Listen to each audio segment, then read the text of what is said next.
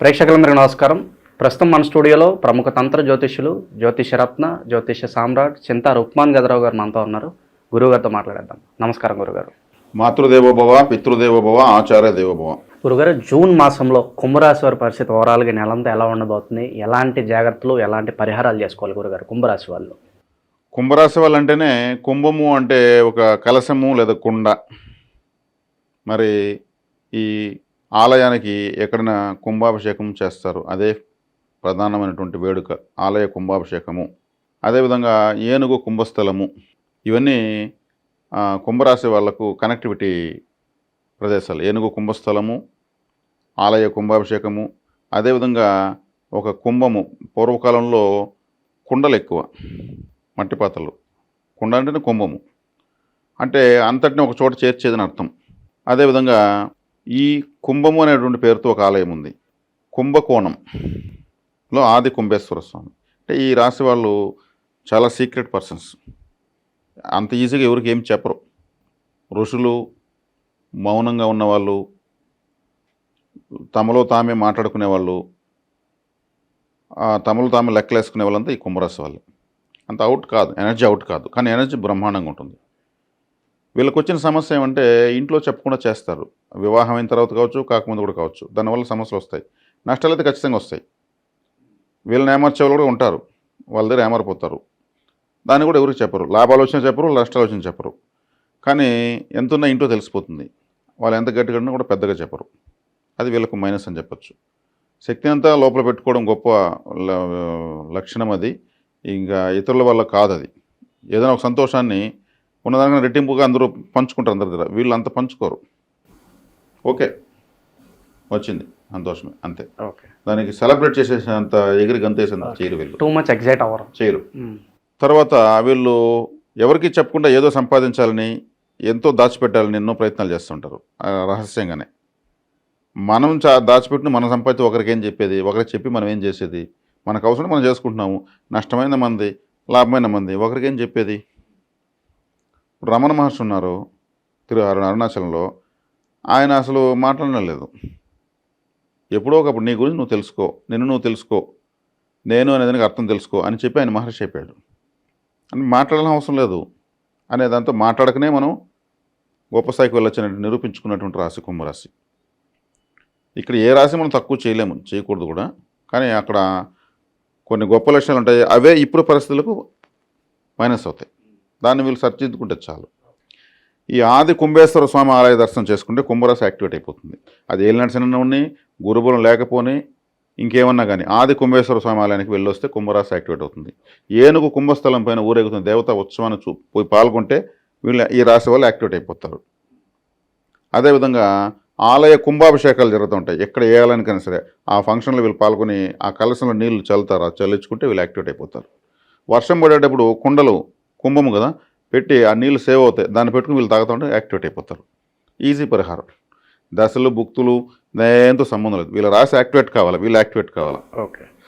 ఏనుగు కుంభస్థలం పైన ఉన్నటువంటి ఊరేగింపులు కేరళలో జరుగుతాయి. ఆలయ కుంభాభిషేకం అన్ని చోట్ల జరుగుతాయి. అందాక వెళ్ళాం కాబట్టి వీళ్ళు విఘ్నేశ్వరుని ఎక్కువగా ఆరాధించవచ్చు. పెద్ద ఏనుగు ఫోటో ఒకటి క్యాలెండర్ హాల్లో తగిలించుకోవచ్చు. ఆలయ కుంభాభిషేకాలు ఎక్కడ తెలిస్తే ఆటోమేటిక్గా వెళ్ళిపోవచ్చు. ఓకే.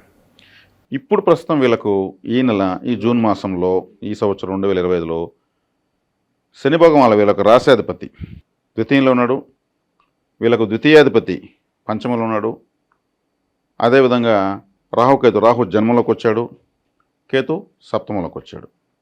ఈ గ్రహ సంచారీత్యా చూస్తే జన్మంలోకి రాహుకి ఇష్టమైన స్థానం కుంభరాశి. కుంభం రాహుకి మూల త్రికోణం అంటారు.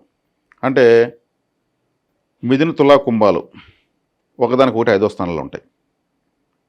మిథున రాశిలో ఆరుద్ర నక్షత్రం 4 పాదాలు రాహు ఉంటాయి. తులారాశిలో స్వాతి నక్షత్రం 4 పాదాలు రాహుదే ఉంటాయి. కుంభరాశిలో 4 పాదాలు శతభిషం, 4 పాదాలు ఇక్కడ ఉంటాయి. ఈ కుంభరాశిలోకి వచ్చేయడానికి ఈ మూల త్రికోణం రాశి అంటారండి. ఆయన హ్యాపీగా ఉంటాడు. జన్మలోకి రాహు వచ్చేసిన బెంబేలో తెలుసుపనిలేదు. Rahu multiple characteristic. ఆయనకు ఉన్న శక్తియుక్తులు ఎవరికి లేవు. ఆయన జన్మలోకి వచ్చినట్టు వీళ్ళకి చాలా తెలివితేటలు వస్తాయి. ఇప్పుడు ఇన్ని రోజులు ఏలినాటి శని వాళ్ళు చాలా ఇబ్బంది పడ్డారు. శని భగవానుడు జన్మలో ఉండి అంతా ఇంత కాదు, వీళ్ళ ఇబ్బంది మనం వర్ణాతీతం. అందులో వీళ్ళు మౌనంగా ఎక్కువ ఉండగలరు కాబట్టి ఎవరికి చెప్పుకోకుండా ఎంతనా భరించేస్తారు వీళ్ళు, స్వీకరిస్తారు. పరమేశ్వరుడు గరళ కంఠంలో ఎలా అయితే పెట్టుకుని మౌనంగా ప్రశాంతంగా ఉంటాడో అలా ఉంటారు వీళ్ళు. ఏదైనా కానీ కష్టం రాని నువ్వు సుఖం రాని అని సరసమానంగా చూసేస్తారు. ఓకే. ఆ బాధల నుంచి ఇప్పుడు రిలాక్స్ పొందొచ్చు వీళ్ళు. ఎందుకంటే జన్మలోకి ఆయన వచ్చాడు ఈ బాధలతో అనుభవంతో. రాహు అంటే తల మాత్రమే, ఆయనకి ఇంటెలిజెన్స్ ఎక్కువ. రాహువును మించిన ఇంటెలిజెంట్ ఈ సమస్త సృష్టిలో లేరు. సాక్షాత్ మహావిష్ణువుని ఏమార్చాడు ఆయన. మహావిష్ణువుని ఏమార్చాలంటే అంత అయ్యే పని కాదు. ఆయన ఏమార్చి అమృతం తాగేశాడు. మహావిష్ణువే లెక్కలేదు ఆయనకి. ఆయన ఇంటెలిజెన్స్ ముందు మహావిష్ణువే ఫుల్ అయిపోయాడు. అంత గొప్ప యుక్తి ఉంటుంది ఆయనకి. ఇప్పుడు వీళ్ళ యొక్క తెలివితేటలు బాగానే పనిచేస్తాయి. వీళ్ళు కొంచెం బుర్ర తట్టి నిజం మన వీడియో చూసి కొంచెం బుర్ర తట్టారు అనుకోండి, నిజమే కదా అనేసి వీళ్ళు అంటే సరైన నిర్ణయాలు తీసుకోగలుగుతారు. షార్ట్ కట్ మెథడ్స్, సరైన షార్ట్ కట్ దగ్గర దారులు. ఓకే. ఇలా చుట్టుకుని వచ్చేదానికన్నా షార్ట్ కట్లో పిల్ల దారులు ఎత్తుకుని పోయి అడ్డంగా కూడా వెళ్ళిపోతాడు అండి. అవన్నీ రాహువే. రాహు అంతా షార్ట్ కట్ మెథడ్స్, అడ్డదారులు ఇవన్నీ చూపిస్తాడు. ఈ రాహువు లగ్నంలో రావడం వీళ్ళకి శుభమే. ఎక్కువగా తినడానికి ఇష్టపడతారు. తలంటే ఎక్కువ ఆలోచించడానికి, ఎక్కువ షార్ట్ కట్ మెథడ్స్, లాజిక్స్ కనిపెడతారు, టెక్నిక్స్ కోసం ఆలోచిస్తారు. వీటిలోనే ప్రపంచం ఉంది ఇప్పుడు. లైఫ్ అంటే ఒక లాజిక్ అని తెలుసుకుంటారు ఇప్పుడు. లాజిక్ తెలియకపోతే మనకు గురువు లాభంలో ఉండి ఇంకొక అద్భుతమైన స్థానంలో ఉంటే కూడా ప్రయోజనం లేదు. లాజిక్ తెలియని వాడికి ఏం చేస్తాడు? లాజిక్ తెలిసినవాడు గురువు బలం లేకపోయినా శని బలం లేకపోయినా ఇతనికి లాజిక్ తెలుసు, అధిగమిస్తాడు. ఈ లాజిక్ లేకపోతే వేరే వాళ్ళ మ్యాజిక్ బలైపోతాడు. లాజికల్ గ్రహము లగ్నంలోకి వచ్చింది, తనకి ఇష్టమైన స్థానం అది. బ్రహ్మాండంగా వీళ్ళు లాజికల్గా పోతారు. వీళ్ళకి ఇది అర్థమవుతుంది నిజమే కదనేసి. అయినా వీళ్ళు మన వీడియో వింటే కూడా ఇవన్నీ ఒప్పుకున్నాక ఇంకోరు చెప్పరు. టాకాను కూడా ఒక అభినందించారు వీళ్ళు. ఇక మనీ ఫ్లో ఎలా ఉంటుంది? మనీ ఫ్లో బాగానే ఉంటుంది. ద్వితీయంలో రాశాధిపతి ద్వితీయంలో ఉంటే డబ్బు రాకుండా ఉంటుందా? ద్వితీయాధిపతి 5లో ఉంటాడు, డబ్బు వస్తుంది. డబ్బులకు ఇబ్బంది లేదు. ఎలాంటి వ్యాపారాల్లో వీళ్ళు ఇన్వెస్ట్మెంట్స్ పెడితే బాగుంటుంది అంటారు? ఎలాంటి వ్యాపారాలు అంటే ఫుడ్ రిలేటెడ్ బాగుంటుంది. ఫుడ్ రాహు లగ్నంలోకి వచ్చాడు కాబట్టి అతను ఫుడ్ అంటే చాలా ఇష్టం. ప్రపంచంలో ఫుడ్ రిలేటెడ్ బిజినెస్ మొత్తము చంద్ర రాహువులు. రైస్ అంటే చంద్రుడే, వాటర్ అంటే చంద్రుడే. ఈ ఫుడ్ని ఎక్కువ ఇష్టపడేవాడు రాహు. ముఖ్యంగా మసాలా బిర్యానీలు, మసాలా ఫుడ్, ఈ జంక్ ఫుడ్ అంతా రాహుదే. చంద్ర గురువులు కలిస్తే వెజిటేరియన్ హోటల్ అండి. చంద్ర రాహువులు ప్రభావం ఉంటే non veg hotel. Okay. Masala, fried రైస్లు ఇవంతా కూడా రాహు ప్రభావం వచ్చేస్తుంది. కాబట్టి మెడికల్ రిలేటెడ్ వ్యాపారాలు పనికొస్తాయి. ఫుడ్ రిలేటెడ్ వ్యాపారాలు నోటి ద్వారా లోపలికి వెళ్ళేటువంటివి, అంటే మెడిసిన్స్ కూడా మనం లోపల తీసుకుంటాం. అదేవిధంగా రైస్ బిజినెస్, బోర్వెల్స్ ఎందుకంటున్నాను? బోర్వెల్ ఫుడ్కి సంబంధం ఉంది. బోర్వెల్స్ వేస్తేనే పంటలు పండుతాయి. శని రాశ్యాధిపతి ద్వితీయంలో జలరాశిలో ఉన్నాడు. ఆ స్థానాధిపతి మిథునంలో ఉన్నాడు. మిథున రాశ్యాధిపతి బుధుడు పచ్చదనానికి కారకుడు. పంటలు పండాలి కదా. లగ్నంలో రాహు ఉన్నాడు. కాబట్టి లాజికల్గా వీళ్ళు ఆలోచన నిర్ణయాలు తీసుకుని నేను కూడా లాజిక్సే చెప్పిస్తాను ఇక్కడ. ఈ కుంభరాశి వాళ్ళందరికీ ఒక లాజిక్ చెప్పిస్తాను. వీళ్ళు బుర్రకు పదును పెట్టారంటే మాత్రం చక్కగా డబ్బులు వస్తుంది. ఇప్పుడు ఏలినాటి శని ఉంది కదంటే, ఏలినాటి శని ఆయన జలరాశిలో ఉన్నాడు. ఇప్పుడు ఆయన ఇబ్బంది పెట్టే ఆలోచనలో లేడు వీళ్ళని. అంటే ఇప్పుడు గురుగారు సాధారణంగా వీళ్ళకి 2.5 ఏళ్ళు ఇంకా మిగిలి ఉంది కదా, ఇదంతా ఈ పీరియడ్ ఎలా ఉంటుంది? హ్యాపీగానే ఉంటుందా లేకపోతే కష్టాలతో కూడుకున్నట్లు ఉంటుందా? కష్టాలు ఉండవు, సంతోషాలు ఉండవండి. వీళ్ళకి ఇది ట్రయల్ వర్షన్ చెప్పొచ్చు. రాబోయే ఫ్యూచర్ బ్రహ్మాండంగా ఉంది. ఈ 2.5 సంవత్సరం వీళ్ళు ఫ్యూచర్ని ఎలా డిజైన్ చేసుకోవాలనేది, ఆ ఫ్యూచర్ని ఎలా ఫ్రేమ్ కట్టుకోవాలనేది ప్లాన్ తీసుకోవాలి. ప్లానింగ్. స్టింగ్ మాస్టర్ రాహు జన్మలోకి వచ్చాడు కదా, అంత ఈజీగా వీళ్ళు టైం వేస్ట్ చేసుకోరు. ఆలోచన వచ్చినప్పుడే దాన్ని ఎలా అభివృద్ధి చేసుకునేస్తారు. కాబట్టి కుంభరాశి వాళ్ళు ఏళ్ళ నడిచిన నుంచి భయపడాల్సిన అవసరం లేదు. సహజంగా గోచారంలో గురువు 5వ ఇంట్లో యోగిస్తాడు. ఈ రాశికి మంచివాడు కాదు. ఆయన గోచారం యోగించక తప్పదు. 5వ స్థానంలో తన శుభత్వాన్ని ఇస్తాడు. ఓకే, మంచిది. పెళ్ళి అయిన కొత్తగా పెళ్ళి అయిన వాళ్ళకు పిల్లలు పుట్టేదానికి ఇబ్బంది లేదు. ఓకే. ఎందుకంటే పంచమలో గురువు ఉన్నాడు కాబట్టి. పంచమలో గురువు ఉన్నప్పుడు వీళ్ళకు అమ్మాయి పుడితే రాజయోగం, అబ్బాయి పుడితే వాడు అంత గొప్పగా ఉండదు. ద్వితీయంలో రాశ్యాధిపతి ఉన్నాడు శని. ద్వితీయం అంటే ఏమి? కుటుంబం అంటే భార్య, పిల్లలు. ద్వితీయాధిపతి పంచమ అదృష్టంలో ఉన్నాడు కాబట్టి పిల్లలు పుట్టడానికి ఇబ్బంది లేదు. అంటే పెళ్లి కావాలనుకున్నా కూడా పెళ్లి అయిపోతుంది. పిల్లలు పుట్టాలంటే పెళ్లి కావాలి కదా. అవునవును. కుటుంబం ఏర్పడాలంటే భార్య పిల్లలు రావాలంటే కుటుంబం బలంగా ఉండాలి. అక్కడ శని కూర్చున్నాడు. శనేశ్వరుడు వీళ్ళకి రాశ్యాధిపతి. లగ్నంలోకి రాహు వచ్చాడు.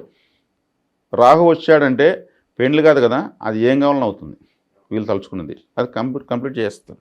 కాబట్టి శుభకార్యాలు బాగున్నాయి. ఓకే. ఇక వైవాహిక విషయం జీవితంలో గురుగారు ఎవరన్నా వేరే వ్యక్తులు వీళ్ళ జీవితంలోకి రావడం వల్ల అది ఏమైనా డిస్టర్బెన్స్ వచ్చే అవకాశాలు ఏమైనా కనిపిస్తున్నాయి? వేరే వ్యక్తులు వీళ్ళ జోలికి వస్తారు, వీళ్ళు వేరే వాళ్ళ జోలికి వెళ్తారు, అన్నీ జరుగుతాయి. జన్మలో ఉండేది రాహు. నీ షార్ట్ కట్ మెథడ్స్, చూడనంటే చూసేది, అట్రాక్షన్స్ ఎక్కువ, తలతో చేయాల్సిన యాక్టివిటీస్ మొత్తం చేస్తారు వీళ్ళు. ఎందుకంటే రాహు ప్రభావం అది. అంటే ఇక్కడ మనుషులు మనం ఏం చేసేది, గ్రహ ప్రభావంతో మనిషి పోతూ ఉంటాడు, మన ఎందుకు అది తెలిసిన విషయమే. ఆ రాహు వచ్చే కాడికి యాక్చువల్గా ఒక అన్న ఒక చెల్లికి పుట్టినటువంటి వ్యక్తి, అంటే ఒక భార్యాభర్త అంటే దానికి ఒక వావి వరస ఉంటుంది. వాళ్ళు చూస్తారు మీకు మేమేమవుతాము, వరసకు అమ్మాయి మా అబ్బాయికి ఓకే మామ కూతురు అవుతుంది, అత్త కూతురు అవుతుంది. కానీ రాహు యొక్క పుట్టుగా ఒక అన్నా చెల్లి వ్యామోహించుకుని వాళ్ళ తల్లిదండ్రులు అన్నా చెల్లెలు. ఇది పెద్ద చరిత్ర ఉంది, ఇంకోసారి నేను వివరిస్తాను. ఎందుకంటే వెస్ట్రన్ కల్చర్ మొత్తం రాహుదే, ఇతర దేశాలంతా ఈ సంస్కృతి లేదు, అక్కడ అంతా రిలేషన్స్ ఇలా ఉండవు. అందుకే రాహు బ్రహ్మాండం, రాహు ప్రపంచంలో ఉన్నటువంటి అంతా రాహు లేకపోతే ప్రపంచంలో అని చెప్పింది. కాబట్టి రాహు జన్మలోకి వచ్చాడు, వీళ్ళకు చూడాలనిపిస్తుంది, ఎవరైనా వీళ్ళని చూస్తే బాగుండు అనిపిస్తుంది. ఎందుకంటే ఇక్కడ కన్నులే ఇంపార్టెంట్. రాహుకి తీర్చినమైన కన్నులు, రాహు యొక్క ఫోటో భీకరంగా ఉంటుంది. రాహు జన్మలోకి వచ్చేటప్పుడు వీళ్ళు హెయిర్ స్టైల్, కొంతమంది యూత్గా ఉన్న పిల్లలు హెయిర్ స్టైల్ డిఫరెంట్గా పెడతారు, రోజుకు ఒక స్టైల్ మారుస్తారు. తలను చూసి రకరకాలుగా మారుస్తున్నారంటే వాళ్ళకి రాహు ప్రభావమే. రాహుకి తల మాత్రం ఉంది, తన తలను రకరకాలుగా పెట్టాలి, అందరిలాగా పెట్టాలనుకోరు, అందంగా చూపించుకోవాలనుకుంటూ ఉంటారు. అందంగా చూపించాలని వాళ్ళు అనుకుంటూ దాన్ని ఒక ఇప్పటి వరకు చూపించిన వింత పోకడతో చూపిస్తారు. రంగు ఇప్పుడొక రంగు ఈడొక రంగు, ఈడంతా కత్తిరించి ఇలా పెట్టడము, ఏదో చేస్తూ ఉంటారు. అవన్నీ ఇష్టపడే వాళ్ళు రాహు ప్రభావం అప్పుడు వాళ్ళపైన ఉంటుంది. కొద్ది రోజుల తర్వాత క్రాఫ్ మామూలుగా వచ్చేస్తుంది, రాహు దూరం వెళ్ళిపోతాడు, తలను మామూలు దూకుంటారు. గ్రహకారకత్వం ఇది. కాబట్టి ఇక్కడ వచ్చేకాడికి మల్టిపుల్ రిలేషన్స్ అనేవి వీళ్ళకి ఆ సందర్భాలు వీళ్ళు వద్దనుకున్నా కానీ కొన్ని చోట ఫోటోషూట్లు జరుగుతాయి, దాంట్లో సందేహం లేదు. ఇక నిరుద్యోగులకు ఏదైనా శుభవార్త ఉందా గురుగారు? అలాగే స్థానచలనం ఏమైనా కనిపిస్తుంది అంటే ఒక కంపెనీ నుంచి వేరే చోటకు వెళ్తే బాగుంటుందా లేదా, అలాగే ఇల్లు మారాలనుకుంటే వాళ్ళు వీళ్ళకి ఎలా ఉండబోతుంది గురుగారు? ఇల్లు మారాలనుకున్న మారచ్చు. కుటుంబ స్థానంలో శని ఉన్నాడు కాబట్టి ఈ కుటుంబ పరంగా మార్చాలనుకుంటే ఉద్యోగరీత్యా కావచ్చు, వ్యాపారరీత్యా కావచ్చు, పిల్లల చదువుల రీత్యా కావచ్చు, రకరకాల వీళ్ళు మారాలంటే ప్రాంతాన్ని మార్చుకోవచ్చు. ఎందుకంటే శని కుటుంబ స్థానంలో ఉన్నాడు కాబట్టి తమ రాశి వాళ్లకు కావాల్సిన అనుకూలత ఆయన ఇస్తాడు. ఏలినాడు శని మాత్రం అడ్డం పెట్టుకోవద్దండి, ఎందుకంటే కుంభరాశి వాళ్ళు పెట్టుకోకూడదు కూడా. తర్వాత సప్తమంలో కేతు ఉన్నాడు, కొంచెం విరక్తి వైరాగ్యము ఇవన్నీ వచ్చే అవకాశం ఉన్నాయి. జీవిత భాగస్వామితో కానీ వీళ్ళు ప్రేమికుల మధ్యలో కానీ కొన్ని పేచీలు అయితే వస్తాయి. ఎందుకంటే వీళ్ళకి లగ్నం రాహు ఉన్నాడు కాబట్టి వీళ్ళు కొంత కన్నింగ్గా ఆలోచిస్తున్నారనేది వాళ్ళు ఐడెంటిఫై చేస్తారు. అంటే రాహు వచ్చే కాడికి cunning planet, shortcut methods, జిమ్మిక్లు, లాజిక్లు, బ్లఫ్ మాస్టర్ అని కూడా అంటూ ఉంటాం ఆయన. అవన్నీ ఐడెంటిఫై అవుతాయి కదా. ప్రపంచంలో ఎవరి గురించి ఎవరికి తెలిసినా ఎవరు తెలియకపోయినా భార్య గురించి భర్తకు, భర్త గురించి భార్యకు అడక్కనే తెలుసుకుంటారు వాళ్ళు. వాళ్ళ యొక్క స్థానం అటువంటిది. అక్కడ కొన్ని డిస్టర్బెన్స్లు కూడా వస్తాయి, దాన్ని కొంచెం బ్యాలెన్స్ చేసుకోవాలి. ఓకే గురుగారు, ప్రజెంట్ ఉన్న గ్రహస్థితి బట్టి ఎలాంటి పరిణామాలు జరగబోతున్నాయో చెప్పారు. మరి ఇప్పుడు ప్రజెంట్ గ్రహస్థితి బట్టి ఎలాంటి రెమెడీస్ అవసరం అంటారు వీళ్ళకి? వీళ్ళకు రెమెడీస్ తీసుకుంటే మామూలుగా పంచమంలో గురువు జన్మజాతకంలో గురువు పంచమంలో మంచోడు కాదు, జన్మజాతకంలో నేను చెప్పింది. గోచారంలో నీరుంటాడు వెళ్ళిపోతాడు, జన్మజాతకంలో పుట్టే లైఫ్ టైం పనిచేస్తుంది. ఓకే, అదే ఎందుకంటే కారకో భావనాశాయ అన్నారు. కారకో భావనాశాయ అంటే 5వ స్థానం సంతాన స్థానం, సంతాన స్థానంలో సంతాన కారకుడు ఉండకూడదు. అలా ఉంటే ఆ భావం నాశనం అయిపోతుంది. అందుకే నేను చెప్పింది వీళ్ళకు అమ్మాయి పుడితే యోగము, అబ్బాయి పుడితే అంత యోగవంతుడు కాడు అని చెప్పింది. కాబట్టి ఇక్కడ చక్కగా వీళ్ళు ప్రాచీన శివాలయానికి వెళ్ళడం చాలా మంచిది.